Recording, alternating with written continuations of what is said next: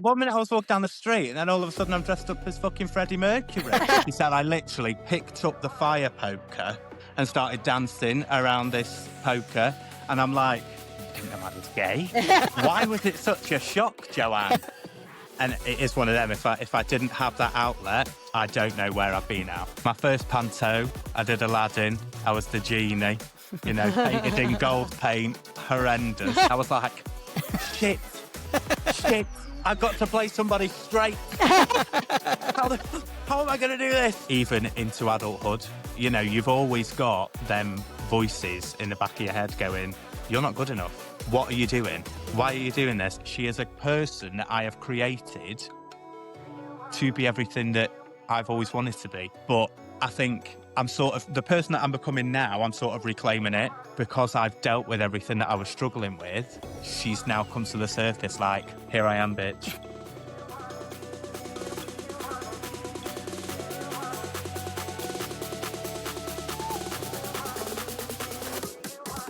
Hello and welcome to Becoming Lucy with me, Hannah. And me, Lucy. So today's episode, I feel a bit like Loose Women when they mix up the panel. We've got our first ever male, but it's one that's definitely going to be colourful, could be emotional and full of heart. So it's all about self-discovery, confidence and learning to live as your most authentic self. So our guest today has been lighting up stages across Congleton for years, whether you've seen him in the Christmas pantomime or belting it out in one of the local shows, you'll know exactly who I'm talking about. But behind that sparkle and humour has been someone who's quietly been battling anxiety, confidence struggles, and a long journey of self-acceptance. And this is what's going to make this episode so powerful. We're going to be talking about what it really means to take off the mask, to stop performing for others and start living for yourself. So, Rob, we're really excited to dig deep.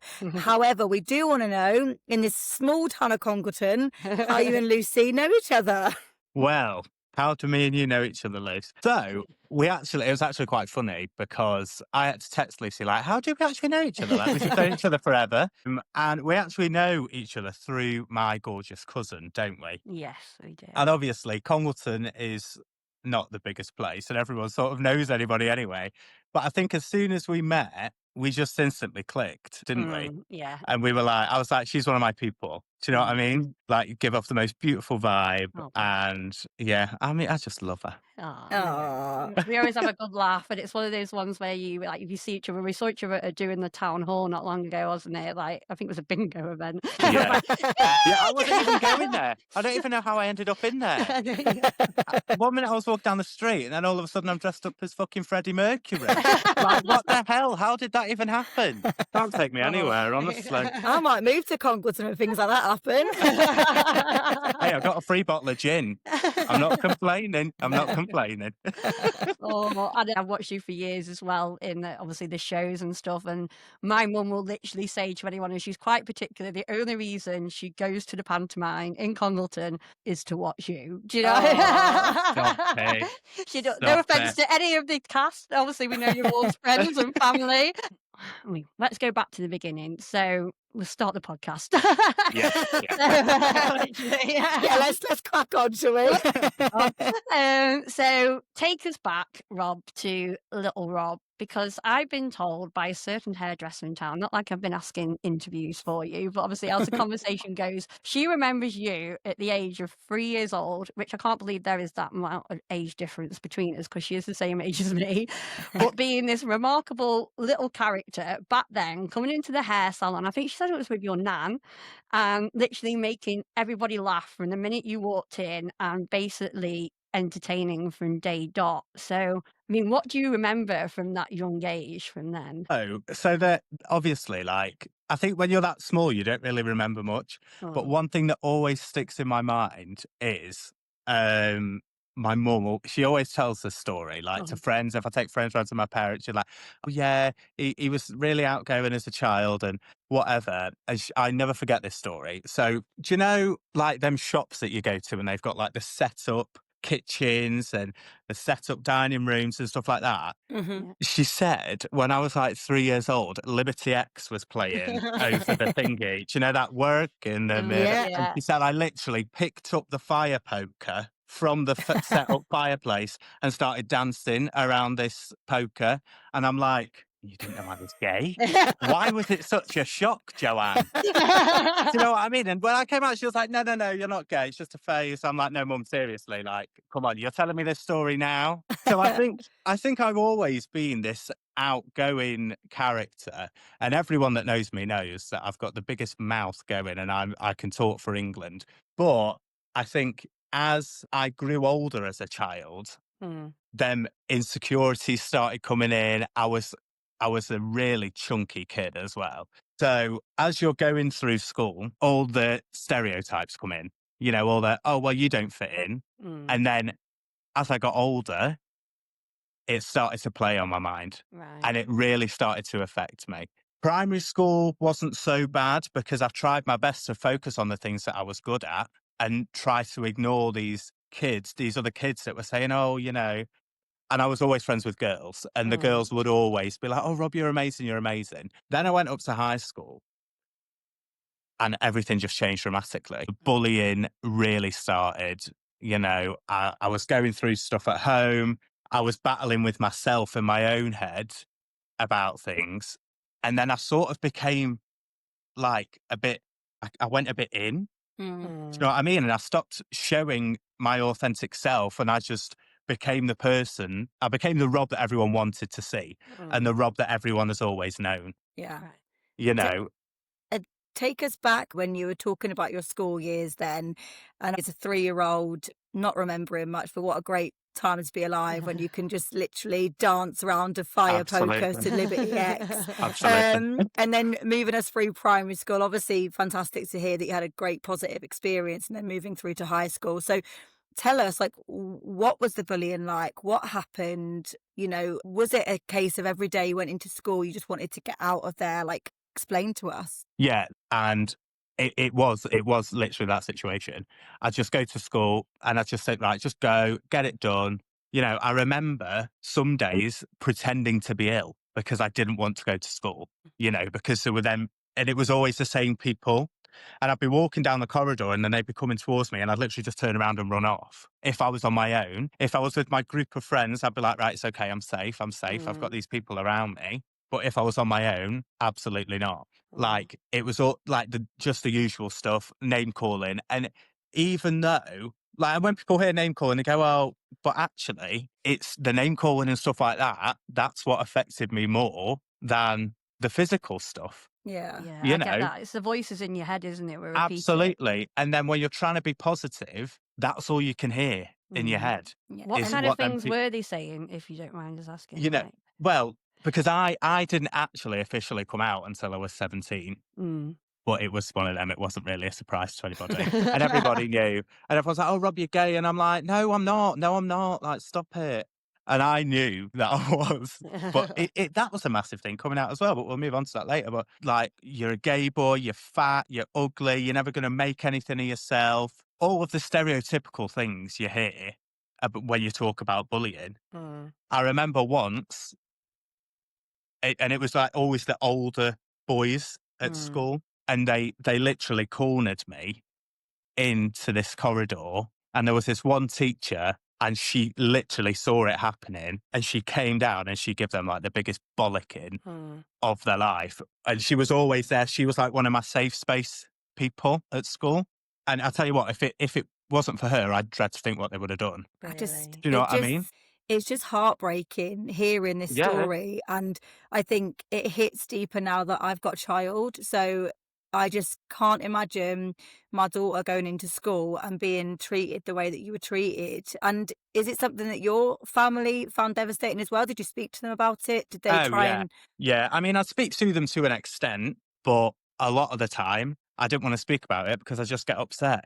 And that wasn't who I wanted to portray myself as. I wanted to portray myself as this really happy, this really outgoing kid. And I think when I found the music department at school, when I found the drama department at school, I'd just be there. all the Yeah. time, like all the time. Even if I didn't have anything to do, I'd just go in there, put the computer on and just blast some songs and sing my heart out, because that was like a safe space for me. And I could just leave everything else at the door. And as soon as I was in that classroom, I could just forget about everything, Mm. and it is one of them. If I didn't have that outlet, I don't know where I'd be now. Like, because it really did affect me so much. And a lot of people that I'm really close to now don't know that. Yeah. They just look around and think, oh, it's been plain sailing for Rob, because that is what I give off. Mm. But actually, like, school was a really shit time. Like, I look back and I think to myself, I really didn't have a positive experience at school. Mm. But I think I'm sort of the person that I'm becoming now, I'm sort of reclaiming it. Mm. And Yeah, I'm I love like, do you that. know what? Yeah, I probably was fat. Yeah, probably. But actually, has everything that I've been through at school made me the person that I am today? 100% yes, it has. Yeah. Do you know what I mean? And now I'm just so unapologetically me. I really couldn't give a shit what anybody thinks. Like, if you don't like it, then just leave. Like, Yeah. because I'm not hiding anymore. Yeah. Yeah. So was it Really. school that got you into theatre then, music? What was that stepping stone? Yeah. So, like I say, I was always in the music and the drama department, always. And I'd be like, "Oh, miss, what can I do today? What can I do today?" And she's like, "Rob." As if to say, like, to be honest, I think you're just getting sick. It's getting sick of me. Like, just do whatever you want. Like, honestly, just do whatever you want. So yeah, I started doing like all the productions and stuff at school, and that was when I was like, I'm actually being seen Mm. here. I was never one of these kids that was great at maths, do you know what I mean? Mm. Or great at history or anything like that. And I just sort of blend into the background unless I was like being dramatic and causing trouble at the back of the classroom. Yeah. But I was never known for being like academic. So I felt seen with them people and I felt seen with them teachers. And I was like, yeah, this is where I want to be. This is what I want to do. Yeah. Quick Amazing. fire. What was your first performance? Oh, that's what I was going to ask. Oh, That's amazing. That's bloody hell. literally was my Right. question. So I was like, first before Hannah says performance, something. first performance I ever did was in primary school, and it was the Jungle Book. Oh, And I'm wow. sure I played what's that bloody monkey? King Louis, is he called? Yeah, he is Oh, fucking, yeah. yeah. I'm sure I played him because I have this distant memory of wearing this really cheap gold crown and singing something. Although that might not have been, because I did play Joseph in Oh. the Nativity. I tell you, Oh, starring role. I thought you were going to And say let me the tell you, colour Dreamcoat then. no, it's in the Nativity. It wasn't that great. And you know when they used to make you wear the dresses, like what the shepherds wore? Yeah. I remember walking up to the stage, and there were these steps, and I face planted the floor. Oh, no. I face planted that floor, and I just cried. Apparently, for the rest of the performance, I just cried. I couldn't even Oh. say my words. It was probably only about 4 words anyway. I was about Yeah. 6, but Do you know- honestly, mortifying. Do you know what, Tell you. though? It's going to have given you resilience and the power to Exactly. move through it. Tell me about it. So yeah, And, I think that was what. Yeah, it must have been that. It must Yeah. have been that. Must have been my first performance. and in secondary school then, when you were sort of in those drama clubs and you were singing and performing and things like that, did you have a moment where you thought, this is what I want to do for my career? I can't see myself doing Yeah. anything else. Yeah, 100%. Like, it just, and again, it is that thing of when I'm doing that, I'm not me. I'm stepping into another person's shoes. I become somebody else. So it's like my escapism. And it helps even now, like it helps me cope. And it is just my thing. Like, I've always done it, always. And it's Yeah. just a massive part of my life. I think my life would be so boring without it. Mm. Do you know It's what I mean? fascinating, like you say, like to me, when you see you the most like funniest, you're confident, and obviously that's probably come through the stage. But it also reminds me a little bit, like you say, it's like that mask, that portrayal of yourself, a bit like the Robin Williams kind of effect, isn't it? Yeah, Like yeah, you yeah. look at him and like everything that he's done is so comical. It's putting that mask on. I mean, was that your mask? Do you know what I mean? Was humour and 100%. everything brought? 100% without a doubt. Like, I don't even need to think when you ask that question, I don't even need to think about it. like it was it's just a mask. Doing that allowed me to forget about all the problems that I had in my life, forget about everything else that was going on in the world, forget about all them bullies and stuff like that, because I didn't have to worry about anything because I wasn't me. And is there a side of that mask that you still put on today, or have you got rid of it completely? I mean, I'll be honest, like when I was being bullied and stuff, that really did stay with me, even into adulthood. You know, you've always got them voices in the back of your head going, you're not good enough. What are you doing? Why are you doing this? They only gave you that role because they didn't have anyone else to fill it. Yeah. Do you know what I mean? The voices in our head are so cruel, aren't they? And Absolutely. it doesn't matter what, we think they're telling us, because at the end of the day, it's us telling us our own voices in our head, which is weird as fuck anyway. Like, we're controlling that narrative and we're choosing to tell ourselves with our own voice that we're shit, that we shouldn't do that person doesn't like you, like you just said, they only give you that role because of that. I find the brain so fascinated in things like that. And it's no one else telling us this. It's Exactly. us. But it's Exactly. So bought, true. yeah, and it's brought on by, in your case, bullies. Like, they got into your head so much that your own mind was telling you that you're not good enough. Like, it's just horrific, isn't it? Yeah, because subconsciously, like you might think, oh, well, I haven't thought about that for ages, but subconsciously, you're thinking it all the time. Yeah. It's like Even I though did you a don't bit. think you're thinking about it, you Yeah. are. Do you know what I mean? Yeah. I did a bit of fact finding before obviously doing this episode, and I don't know if you know this, but apparently, according to Mine UK, actually over 70% of performers have reported anxiety or depression at some point, and that's all because of the mask effect as well. So, Yeah. I mean, do you see it in others that you've like spoke to in performance as well? Yeah. And I think like now, the community that I've got, like with my performer family, I should say, and we are a family, we are the family that we choose to have. And I can guarantee you, like maybe 80% of us all have our own battles. We all worry, like we've all got anxiety. Do you know what I mean? But it's so nice now that we've got each other to just message and say, look, I feel really shit. Do you know what I mean? Yeah. Whereas before, like when I was a kid, I wanted to talk to people about it, but I didn't dare Yeah. because I didn't want people to think he's weak. Yeah. And again, that was the narrative you were being fed during your school years. Exactly. And when you found that outlet of drama and performance, and you suddenly found, like you said, that community, you've just clung on to that with dear life. I don't blame you. And you've Yeah. obviously turned that energy into something so creative as well. And over the years, has performing helped you rediscover parts of yourself that you thought you'd lost forever? Massively, yeah. So, I mean, it's crazy because when I started doing panto, which was, Jesus, 10 years ago now, I think. My first panto, I did Aladdin. I was the genie, painted in gold paint, horrendous. Can you I share look some back on pictures of that, picture and I please? think, fucking hell, who thought that was a good look? Do you know what I mean? We'll put them on our socials, Rob. Share those pictures. No, it's all right. It's somewhere. I can't. I'm sure I won't be able to find it. I'll ask Jade. No, absolutely. But yeah, like, and then as I went through the pantos, I was sort of like the silly character, and then one year I was cast as the dame's daughter. And it was really nice because Chris Mann, bless him, who no longer plays the dame, bless him, he played my mother, obviously, and it was really nice to have him because he was like my little safety net. Because he'd been doing it for so many years and he taught me everything that I know now.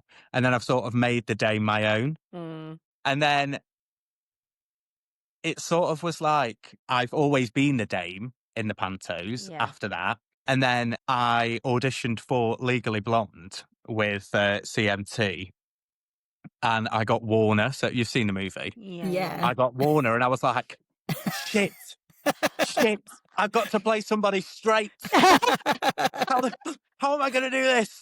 And I tell you what, I have never acted so much in my life.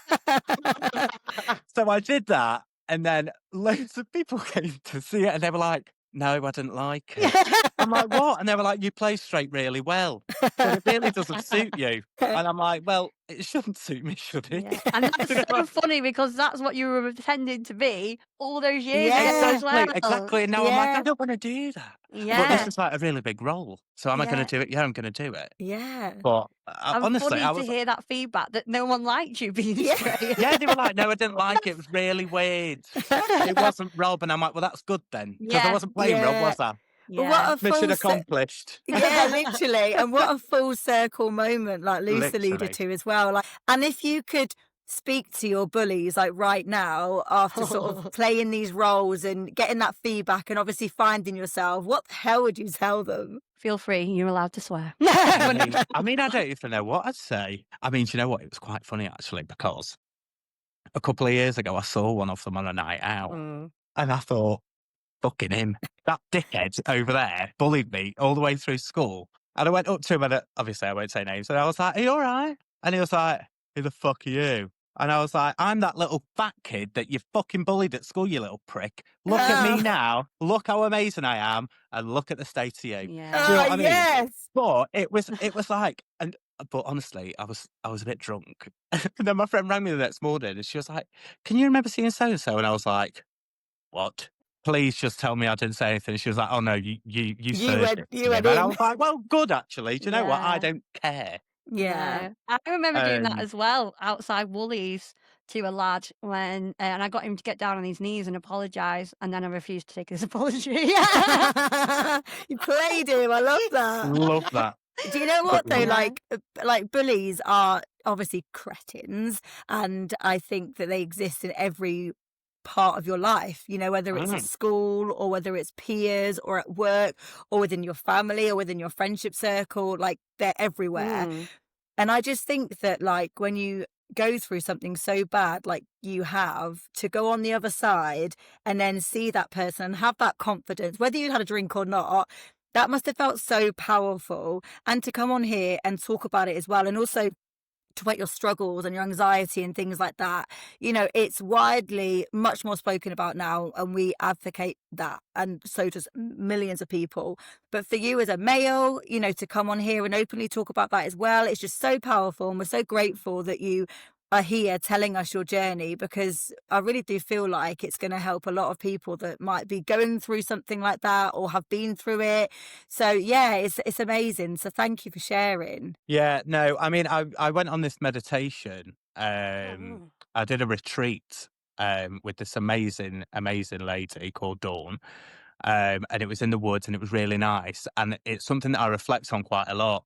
And she always says, what would you say to 5-year-old you now? Mm. And honestly, like when I'm in that space, I get so emotional because I look back and I think that scared little kid, like I just want to tell him that everything's going to be okay. Mm. Because back then I didn't think it was going to be okay. You know, I was like, this is just my life. Yeah. Like these are just the cards I've been dealt. Mm. And Yeah. actually I've just turned it all around, you know? And that's so powerful. And like you say, I know we spoke about this on a separate level, Rob, but to hear a man talk about mental health and be so open, it's something that's obviously been swept under the carpet for many years. It is getting better. But what's something you wish that men basically understood more about mental health? I mean, it's always that thing, isn't it? There's always that stereotype that men shouldn't cry and men should be the strong ones, and you know, men shouldn't show their feelings. That is the worst thing you can do is not talk.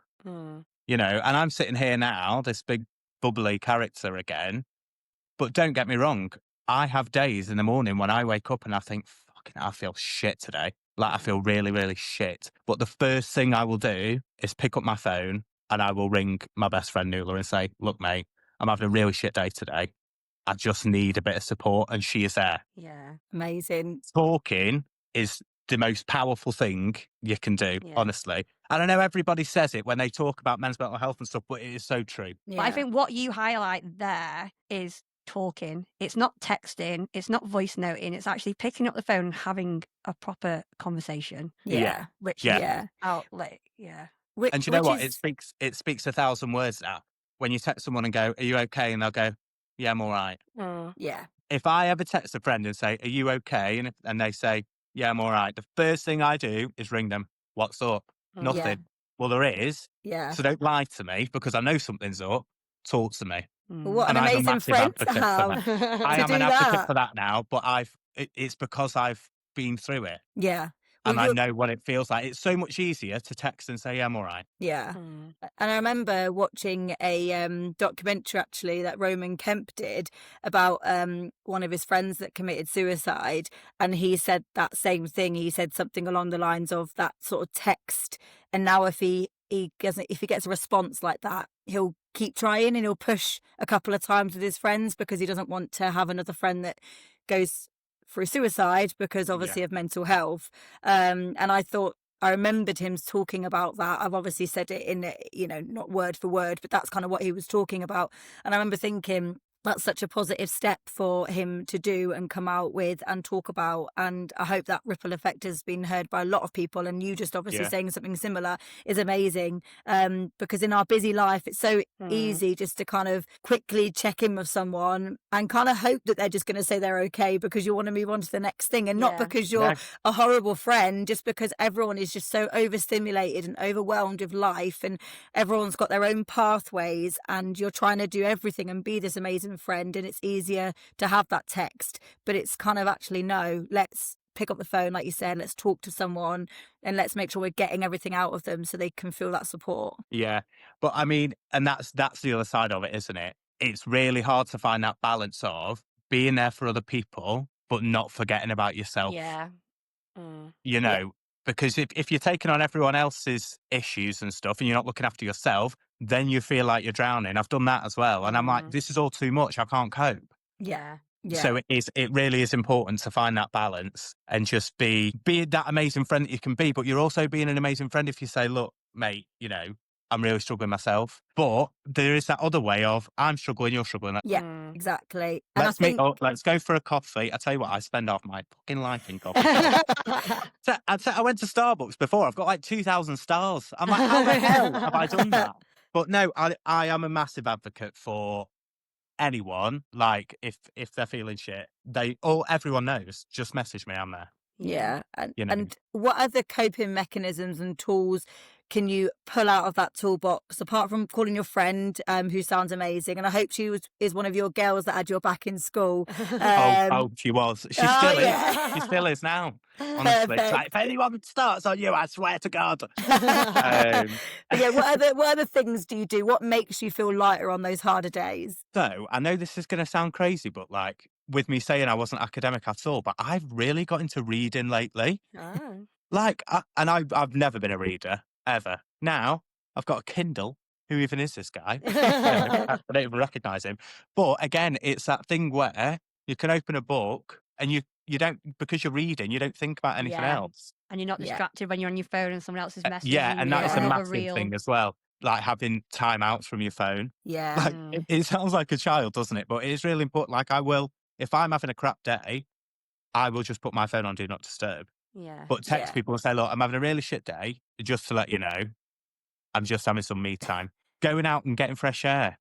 Yeah. A Well, massive thing. Just get yourself out for a walk." But even on some days, it's really hard to even do that. It's really hard to get yeah. out of bed. Yeah. Like I've had days where I'm like, I'm not even getting out of bed today. Yeah. Well, I think you have to drag people out though at the same time. Yeah, and I Exactly. think Exactly. for me, what I've been trying to focus on a lot, again with my recovery, I always go back to my birthday this year, and I had a friend round, and then they had to go early. They had other commitments, and I was like, I'm sat here on my own on my birthday. So again, picked up my phone and I text Katie next door, like, "What you doing?" And then I just thought to myself, what am I doing? She lives fucking next door, hobbled round, knocked on the door, and she's like, "I'm just texting you back now." It's like that panic. I'm like, no, I'm going back to the 90s. Like, I Yes. used to get in the car with my mum and she'd be like, "We're going to see what Tracy's up to." You never text, you never rang. You Yeah. just went and knocked on the door. And again, like when we were kids, like, Yeah. why do we feel like we have to give everyone so much notice? Like, if you don't want to see me, don't answer your door. Yeah. And then we sat in her garden then for about 3 hours. The fella's like, "Bloody hell, I thought she was only coming round for a brew or something." And then the wine came out, and then Oh, here Oh we my go. and we had a Absolutely. cracking night. I think Yeah. though you're bang on with the like 90s, because I remember you'd leave school and you would be like, I'll see you at 6 o'clock in the park. You'd go home, you'd get yourself ready, you'd have a bit of dinner, or tea for you northerners, and then you'd go meet your friends at the park. Then you'd stay out till like 10 o'clock, go home, like, and you just knew that was going to happen. And it actually made me not late, and I'm late for everything. So when I was a kid, I was never late, because you're like, meet me here at 6 o'clock. You're going to end up getting FOMO, like, because we're going to go off and do X, Y, and Z. So I totally agree with that. And I think as well, you're better people than I am, because if I can't deal with life, I just don't reply to people. And Lucy can advocate for this. I'm really bad at it, but that's my timeout. Like, I will reply to messages when I've got the headspace and when I can sit on the sofa and I can go through everything. And I think personally it makes me a better friend, because I'm able to like really digest what they're telling me, even if it's something simple or it could be maybe more of a deeper thing, and I'm able to give them the time and the space to reply, and it makes me feel better not having to constantly be replying to people. And I've done it for that long now. Literally all my friends know that if they need to get hold of me in an emergency, they're gonna have to ring, because I ain't checking my phone. It takes me 3 to 5 working business days, whatever you call it, to reply to people. But that's my version of taking some space, taking some time out, just not putting my phone on do not disturb or turn it off. I just leave it, and I'll get back to those messages when I feel like I can. Do you know what I mean? So I think it's really important for everyone to find that little bit of them that they can push back a little bit, put boundaries in place. And it could be the smallest thing, it could be a big thing, but it's really, really beneficial to do that in your life, because it will make a difference mentally, won't it? Yeah, and the thing is, I think it all whittles down to this: just don't put too much pressure on yourself, isn't it? And that is what it all comes down to at the end of the day. Yeah, I'm guilty for that. I know I've been better, but it's like Hannah says, like, it's really good because when she reads my messages, she will read them. And when she sends me messages, because I'm so on like, da da da da da, replying to this, and then she's like, and then I haven't read half of her message because I'm so, Yeah. but she's called me out, like, and I'm like, oh shit, I read it properly now. But because I'm so like trying to people please in essence to get back to everybody, and I can't, I have so much guilt, like blue ticks and people being left on red or my message being seen like I'm ignoring them. Remove that guilt. Remove it. I know, I Literally. am getting better, but it sits with me. Oh, Yeah. God. Do you know what? It's so funny you say that, because I'm like that, because I'm so on the go all the time. Like, I'll say something to one of my friends, and then like 20 minutes later, I'll say, "Oh, did I tell you?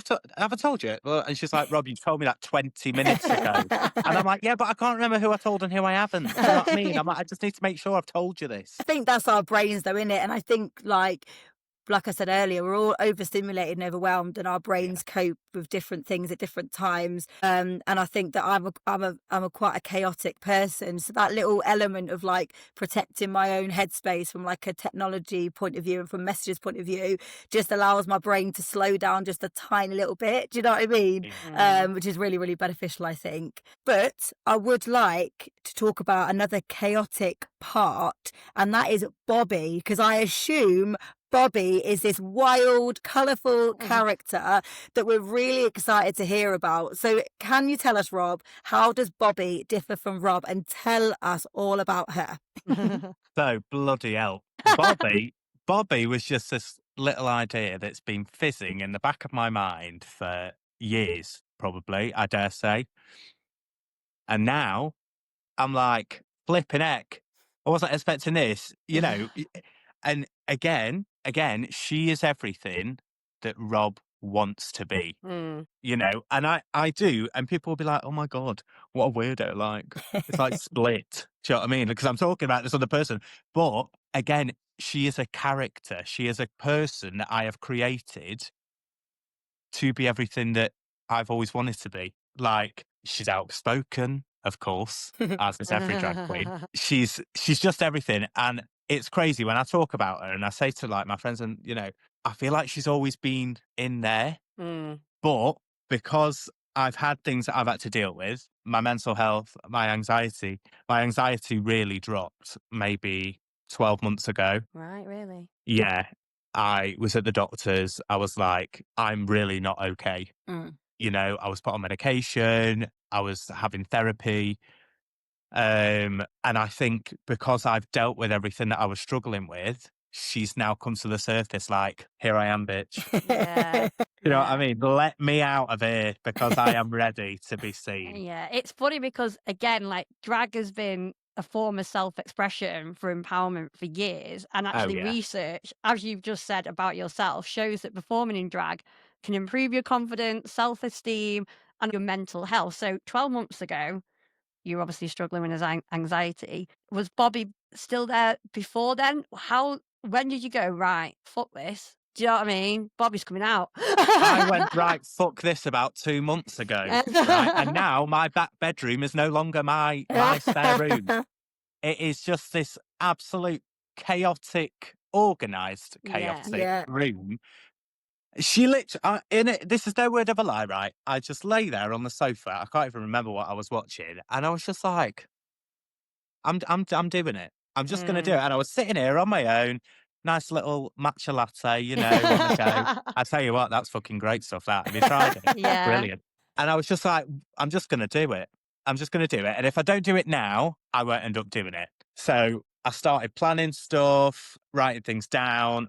Who do I want this person to be? What persona do I want it to give off? You know, because drag is this massive, massive spectrum of Yeah. Mm, amazingness. And the beauty of it is you can do it however you want, yeah. you know?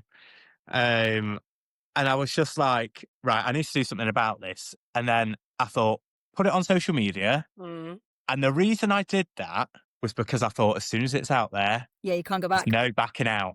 Yeah. No, and I'm telling you, if I hadn't have put it on Facebook, then I'd have been like, yeah, no, fuck that. And You know, and because it's easier. and when Mm. you were sitting on that sofa drinking your matcha latte, however you Yeah. say it, Absolutely. did you just feel this like overwhelming sense of having to do it? Like, was it almost like the Yes. universe was talking to you? Like, but it sometimes things happen at a time because that's when it needs to happen. And these years that you were Exactly. suppressing her and you were sort of saying she was there, but she wasn't ready to come out yet. It was almost like it was waiting for that moment that you were on Yeah. the sofa for it to suddenly go, it's now or never. Yeah, literally. Like, and it is that thing of she was there, but I didn't know she was there. Subconsciously, she was there. Yeah. But, and it was honestly, it was the most surreal thing. And I just thought, just do it, just do it.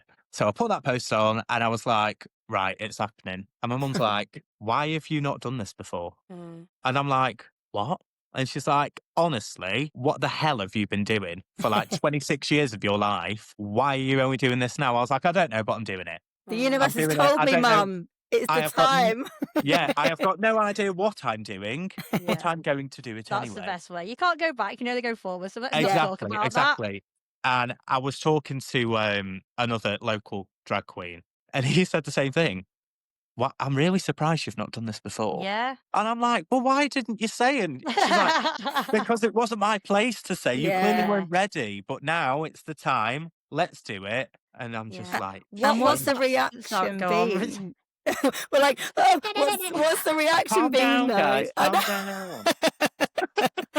down. Honestly, it's been amazing. It has been amazing. You What know, was the first post you put out? what was it? Something like I've been keeping a little secret Mm. or something. Ooh. And I did the design of like the poster because I just put it out there. I got in touch with the cricket club and I was like, look, Yeah. I want to book the venue and I'm doing it. I'm just doing it. And I think that's what I said to Sarah actually. I was like, I'm just going to do it. She was like, Rob, amazing. Amazing. Let's do it. Mm. So I got the date and everything sorted, put that on Facebook, and it was literally just a silhouette of this drag queen because I'm like, I need to put this post on, but I've got no pictures in drag. I need to get something sorted. And God bless I my love friend that. Sean. I was like, can I borrow your clinic, love, just to take some pictures? She was like, yeah, absolutely. Come down, come down. So I had the photo shoot done. But as soon as I put that post on, that first post, everyone was like, yes, Yeah. absolutely, yes. was My phone mental. was blowing up. I'm Yeah. Oh, like, amazing. everyone go away. I'm really overwhelmed. I'm not going to reply to you for 3 days now. Yeah. And then, Oh. yeah, I know. And I was like, right, tickets will be on sale on this day. And then I put the post on, and no word of a lie, 2 hours, I'm like, sold out. I'm Yeah. like, oh my Wow. God. I'm like, oh my God, now the expectation's really high. Yeah, I And know now, what Holly if I'm was not? kicking off. We were all in our group chat saying, he said the tickets were coming out this day and it's sold out. Honestly, the amount of people that have messaged me like, oh my God, I've not got a ticket. Can you not just squeeze me in? And I'm like, listen, if I squeezed every fucker in that asked me to squeeze them in, honestly, we'd be like sardines. And but again, it is that thing of I really want to make something of this, and I need to have clear boundaries for myself. Yeah. And yeah, it's just crazy. And then obviously because I put that on, somewhere where I used to work, the wedding organizer from there messaged me and was like, Rob, I've got a bride that really wants a drag queen at their wedding. And I'm like, what date? And she was like, the 8th of November. And I'm like, yeah, but that's before my gig. I'm thinking. And then I Yeah. thought, do you know what? And I was like, yeah, fine. Yeah, Let's do it. definitely. Do a practice. So this Saturday, I walked into this room full of people that I didn't know, gate crashed the wedding, started singing It Should Have Been Me. Well, lip syncing It Should Have Been Me. And I had the best time. But again, it all comes back. It all comes back. I'm there in the bloody women's toilets getting changed, and it's all there in the back of my head. What are you doing? Yeah. Why are you doing this? And I think it will always stay there, but them voices are getting quieter and quieter, and I'm just like, I don't care. I just block them out now. And I remember Dawn, one of my friends who came with me, I was in the toilets ready, wait to go into this room. And I was literally like this. And she was like, I have never seen you like that. And I'm like, this is the first time Bobbi is ever going to be seen in person. Yeah. This person that I have created in my mind, like, this is a massive thing. And I was like, I thought I just need to do it. And as soon as the music came on, I just walked in and everything just sort of became a bit of a blur after that. And I just went in, did it, walked out, and I was like, I've just done it. Yeah. Like, I've done it. And I I couldn't think believe it. all the performance experience that you've had from in school and all those communities that you've built and all the panto experience that you've had, the feeling must have been so amazing to channel all that into your own creation. Yeah, and something exactly. that But you've that brought is the out. thing as well, because other people are like, oh, you're going to smash it. Like, you've performed for years and whatever. And I'm like, yes, but I've performed with a script that I didn't write. I've performed on a stage with other people. Like, this is just me. Yeah. I think you're going to this is something shine that- more though because of that, because you're in control. Yeah, and you can and work I mean, with it. obviously, I'm getting all my content and stuff ready for the one which is less than a month away now. I know. I was going to say, have have you got any shit. like some secrets? But Yeah, don't some give too spoilers. much Oh, for listen, what we can listen. expect. Listen, I'm like writing things down, and I'm like, I find it funny, but it's everyone else going to find That's it. all that matters though, because if you're Yeah. enjoying yourself, people are going to love watching that. And I think that's the main thing. And again, don't overthink it. Don't put so much pressure on yourself. Like, write content that you enjoy performing, because that will make you shine. Yeah, and do you know what? I went to Benidorm a couple of weeks ago, and I was like, "Oh, I just need to do a bit of research. I'm just gonna go and watch some drag queens." And I tell you what, I sat and spoke to one, and she said to me, the best piece of advice I can give you is, don't do what other people want you to do. You do what you want to do because you know what you can do best." Yeah. And Great it's like my advice. mum, I talk to my mum about stuff, and she's like, "Oh no, I wouldn't." And I'm like, "Mother, stop it. This is my show. Yeah. Please stop." And she's like, "No," but, and I'm like, "Mum, seriously, Yeah. like, just let me do it. It'll be fine." But again, I'm like, I'm trying to like fast forward to that night, and I'm going to be like, "Oh my God, I'm going to be sick." Do you know what I mean? Like, because honestly, the nerves, Yeah. but I just need to remind myself that Rob feels these emotions. Bobbi doesn't feel these. Yeah. Yeah. And that is what I have to channel when I'm doing For gigs. sure. And obviously Lucy is going to be coming to see you. So we will Yes. 100% share some footage and some pictures so people can actually see what Bobbi looks like, because one, I'm intrigued. I've got photos and two, already. Oh, excellent. We can share some photos then. But I definitely want to get a little sneak peek of the footage from the performance nights. I will definitely share that so other people can see. Because like you said, you want to make a serious go of this, you know, if you're performing elsewhere and you're putting gigs on, then people can actually then know how to book you and go and see you and things like that, because we're absolutely going to support you on your journey with thanks. Bobbi. We'll book you in for our first podcast birthday party. Yeah. Yeah. It's actually one of my Absolutely manifestations. Yeah. Absolutely fine, not a problem. Come and perform as Bobbi. We'll hold an event. We were talking about that the other day, weren't we, Luce? We're going to have an event, do a live pod, and we'll have you performing for us, Bobbi. Yeah, no problem. I'll be there front row supporting. Girls, go on, very good. I do have something though, like in terms of drag, and like you said earlier, there's a broad spectrum of what you can do, and you're just going to obviously be you and perform as Bobbi. What is the biggest misconception though that people have about drag, and what do you want to set the record straight for? Right, so, and this is something that I actually am going to mention in my show. The biggest thing that pisses me off about drag is it's the same people that go, oh, no, it's not right. Men dressing up as women, no, it's not right. It's not right. Think of the kids. I am not being funny, mate, but you will let your child sit there and watch fucking Game of Thrones where people are being stabbed, there's dragons, there's tits everywhere, but a drag queen reading a story in a library to a child, fucking hell, no. No, it's not right. And it is that thing. It is that thing of, these are the same people that dress up in a corset for a Rocky Horror show. Yeah. Or they love Rocky Horror. Dame Edna Everage, she paved the way for drag queens, and they'd sit there and laugh at that. Monty Python, full-blown black blokes in dresses, that's hilarious. But no, not drag. Yeah. It's the same thing. And I mean, luckily now, a lot of people love drag, and it is amazing, and it should be celebrated so much. But you do still get them people that are them massive hypocrites, and you just sit there and you think, come on, mate. Well, hopefully those hypocrites are listening to the Becoming Lucy podcast and can actually go, so. you know. Yeah, proud. I think everybody's for it, to be fair. Yeah, absolutely. Absolutely. How long does it take you to get ready? This is a question. Oh, God, don't. So, and I tell you what, there is nothing comfortable about drag. That is one thing I have learned. Nothing comfortable. Like, after Saturday, I couldn't feel my feet. I couldn't breathe because my corset was that tight. Do you know what I mean? I'm dripping with sweat and it is that other thing as well. Like, you do have to remind yourself, like, you're a bloke dressed as a woman. I have to wear 3 pairs of tights. I've got hairy legs, and I am not shaving them. So you're like, honestly, and it is like, it just takes so long. So long. But then you look in the mirror and you think, she's beautiful. Yeah. She's beautiful. And it is so worth it. And seeing the smiles on everyone else's faces and seeing the smile on my face, it's worth every minute. So. Definitely. I cannot wait to see it on the 6th of December. I know. Well, you'll be there on your own because it's on the 12th. Oh, it's the 12th? That's hilarious. Yeah, told you I'm not very good. See, I'll just blurt out stuff. We'll have to manage your calendar for you, the 12th. I'll remind you, Rob, don't worry. I'll text you on the morning of as well. Just say it's today, Lucy. But I shall need that.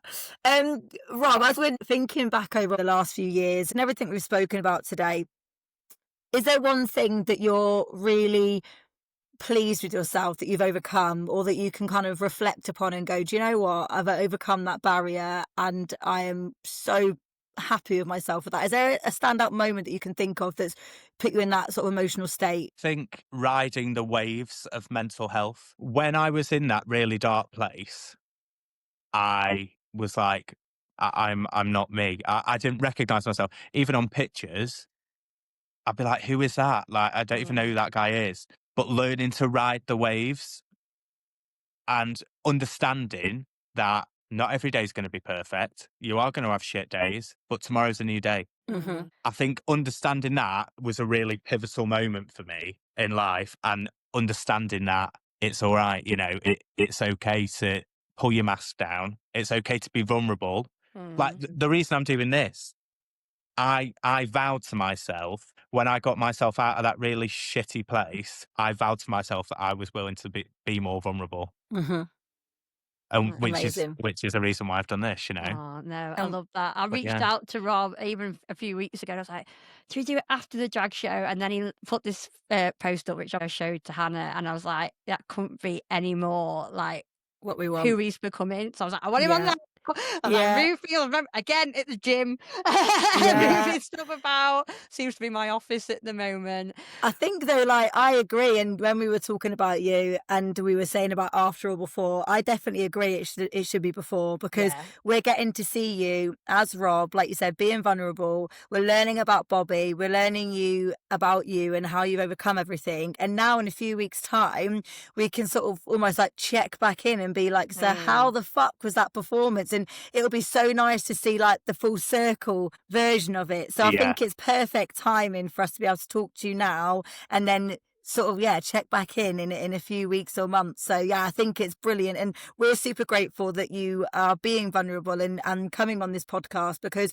without guests like yourself, we're not able to sit here and be inspired, learn about our stories of the guests, really get educated on certain topics, and just be able to have like a really open conversation. So we're just so thankful that you are in that place and you've accepted and you're sat here with us, because without yourself and our other amazing guests, Becoming Lucy wouldn't be a thing. So thank you. Yeah. Yeah. Oh no, thank you so much for inviting me. When Lucy messaged me, I was like, oh yeah, maybe. And I thought, yeah, let's just do it. Let's just do it.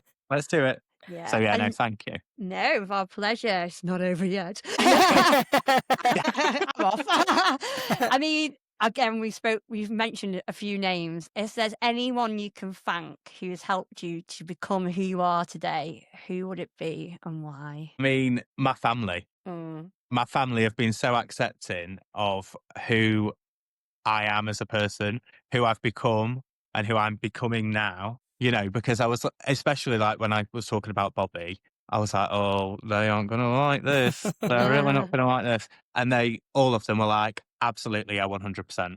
Go for it. Go for it. And I tell you what, if it wasn't for them, then I don't know. It's just having them back me just means the world. Yeah. And I know that I'm very, very lucky to have them, because there are a lot of people, gay people, LGBTQIA people, that don't have that support. And that it really, really breaks my heart. So I'm just very, very fortunate to have them on my side. Amazing. And I think you've already mentioned it in your answer there, and it's perfect link to our traditional question that we ask at the end of every single episode. So we've learned a lot about you, Rob, but who is Rob becoming now? So Rob is becoming himself again and claiming back the bullying. I'm claiming it, but I'm taking it back. You know, that's mine. Claiming back the anxiety, riding the waves, and just being unapologetically me. Amazing. And not giving a shit what anyone else thinks. I'm doing what makes me happy. Yeah. If you don't like it, then Walk ladies. on. So, yeah. Brilliant. And a little thing that we're going to do a bit differently before we settle off today. I just wanted to try it. Yeah. We've got a little quick fire round for you. So no Oh, overthinking allowed. Oh, God. I'm going to let Hannah go first. Okay, so heels or trainers? Heels. If Bobby had a talk show, who would be her dream first guest? Alan Carr. Yes. Oh, yes. Like that. I'll be in the audience for that one. Favourite musical?